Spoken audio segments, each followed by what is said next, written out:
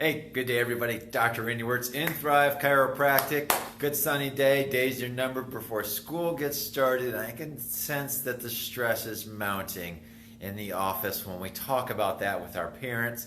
And even when we talk about it with our little ones, even the kindergartners, they don't know what's going on and what to do and what's changing amid the COVID stuff. And I don't even like saying that anymore, but it is real. So let's begin by talking about energy and what is stress and how they intertwine, because the cost of stress is energy. Personal energy to you, personal energy to others. In fact, I mentioned this time and time again.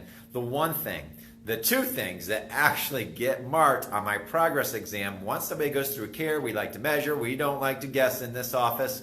We like to measure results, and we like to know for sure exactly what's happening to the bodies, what's happening to the nervous system. And when I hear this and I do the practice surveys, the two things that always get checked, almost always get checked, is I can handle emotions better. Another one is my emotions aren't so up and down. And the other one is I have more energy to do exercising, the thing I love, more energy to engage in relationships, more energy to heal, to focus on work, to focus on hobbies, to focus on some other things too. Rather than just feeling less motivated, I have some energy to do the things and live life the way I want to on my terms. But the cost of stress is energy. Now, stress can come from a variety of reasons, whether it can be physical stress, whether it can be chemical stress, or emotional stress. For today's purposes, we're going to talk about emotional stress, whether it be work-related stress, whether it be relationship stress, or financial stress, or just life in general stress. Like, hey, this is my blueprint that I expected that I would be at age 45. This is not mashing up. And we start talking to ourselves, and we should have, I have to do this, I should do this, I'm not where I want to be, I have so much work to do, I have deadlines to meet, all this stuff starts playing into play. And obviously we can talk about a psychology twist to this and change your perspective to I get to do this and I am able to do this, and we can do that, but stress costs us. And stress on the nerves cost us over a period of time. And it's not just one thing, we had a bad day stress. It's the day in, the day out, the grind stress. Just like water on a rock that wears it down and smooths it out over. It's the daily stress that keeps building up, that trains our nervous system to live that way. And the neural connections, they start scrambling the brain when we're inundated with stress. And a scrambled brain means that the neural connections in the brain are not working correctly. Research actually showed that increased stress will actually shrink part of the brain responsible for learning. Hippocampus, just for the trivia buffs out there, it'll actually start shrinking this brain. So we cannot be in a stressful situation and learn at the same time, because our concentration, our brains are not operating correctly. We use parts of our brains to fully engage in the world, to interpret the information that's coming in.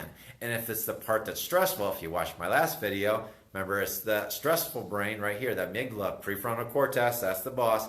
It's this part of the brain that actually is we're running the world when we're in stress, and it costs us more energy.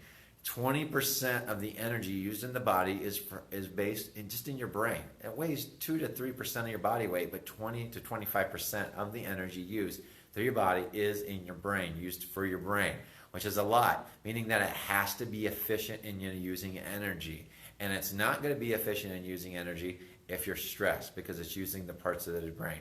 How do I know this? So when a person's stressed and I know they're coming in, their neck is tense. This is for adults, right? For adults, their neck, children too. I've seen children with very tense necks, but their necks get tense. They start protecting themselves, and you're using all this energy just to clench the muscles. Healing energy, because I see people that the stomach starts to upset. Things aren't healing like they should be. And they're taking longer to progress because the whole nervous system is under stress. We can't be in a state of stress and a state of healing and function at the same time. It's going to start gradually wearing us down. Like if we were going to tread water and somebody was putting rocks in our backpack, you get to a certain point where you can put rocks in your backpack, and let's say you have 20 rocks, and And you can do that for like a bit of time, maybe 5 minutes. But man, after 5 minutes, you're going to start going under because your body just gives out. It can't take it anymore. It's buying you time, but it can't take it anymore before the physical symptoms start showing up. What are the physical symptoms in like people that are adults like me? You'll start having aches and pains everywhere, various spots.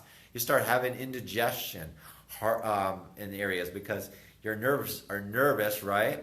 And it's like just being nervous is not going to allow you to digest the food that you really want to.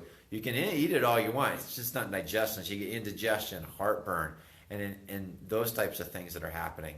Definitely low energy. It affects just morale, your self-esteem. You start being down. You can't accomplish the things that you wanted to do. So those start playing an effect on what's happening with your body and the cost for adults. Now, for kids, whole different story. This is why I chose to see kids in this office. This is why I wanted to see more kids and put a focus on seeing kids, even pregnant mamas, right? Okay? Shout out to all the pregnant mamas I see. They're such a wonderful group of people to take care of, okay? And they're always so nice because I adjust their ankles and I adjust their backs and their spines and their nervous systems, and they just respond so well. Anyways, to the kids. They're still developing the brain. So stress to them is going to affect them differently than us. Yeah, they'll rebound from a little bit, but their brains are still organizing. So when you send toxic stress, meaning excessive stress over and above stress to their brains, they're not going to organize correctly. In fact, the neural connections aren't going to be as many with a neurosystem under stress. Those nerves are not going to connect to other nerves effectively in the way they should. There's going to be less of them.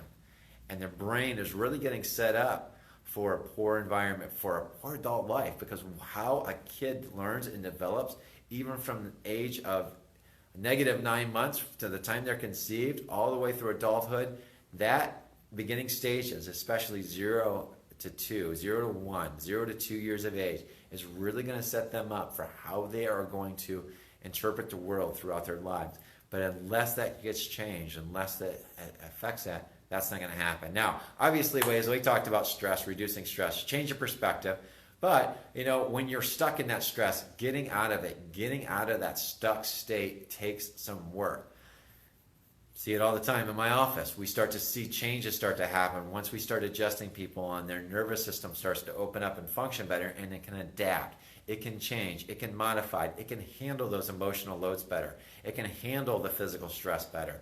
It can handle those things that are physically manifesting much easier than before because it's more organized now. It's able to organize, and the neural connections are going to start organizing much better, where it actually lights up this part of the brain, closes this part of the brain off, and allows your body, your children's body, and your brain to function much better. Hey, this might be new news to you. This might be something old that you've heard me talk about many, many, many, many times. But you might know. You might be curious. You might have some answers. I'm here to help in any way possible. And if you just need a quick chat, just give me a quick chat. Send a comment. I'd be happy to help answer your questions. Private message me. I have had people do that before too. And they just need some answers, because you just need some answers, especially what's been happening and what's been going on in this world, especially 2020, the year that we all would probably like to forget, okay?